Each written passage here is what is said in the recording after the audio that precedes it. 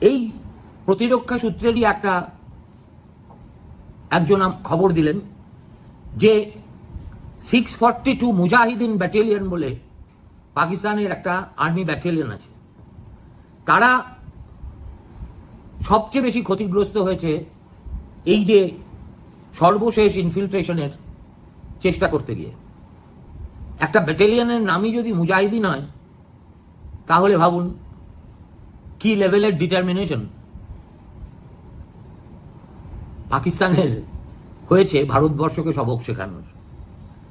এবং যেটা সবচেয়ে চিন্তার কারণ, সেটা হলো অন্তত 60 জন বিদেশি জঙ্গি, মানে যারা পাকিস্তানি নয়, আফগানিস্তান হতে পারে, এছাড়াও সৌদি আরবের হতে পারে, ইয়েমেনের হতে পারে, মুসলিম দুনিয়ার যে কোনো দেশের হতে পারে, এদের মধ্যে 60 জন জঙ্গি যারা কেউ হিজবুল মুজাহিদিন, কেউ জৈশে মোহাম্মদ, কেউ লস্করে তৈবা, এই বিভিন্ন সংগঠনের সঙ্গে অ্যাফিলিয়েটেড থেকে এই মুহূর্তে কাশ্মীর উপত্যকায় সক্রিয় রয়েছে।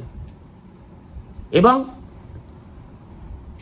এদের সঙ্গে যোগ দিয়েছে অন্তত 17 জন স্থানীয় কাশ্মীরি লোকাল টেররিস্ট।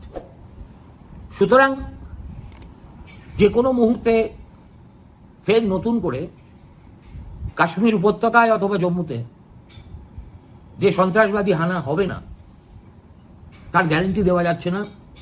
এবং সেটা যাতে না হয়, সবচেয়ে বেশি অগ্রাধিকার ভারতীয় ফৌজ এখন সেই ব্যাপারটাকেই দেখছে।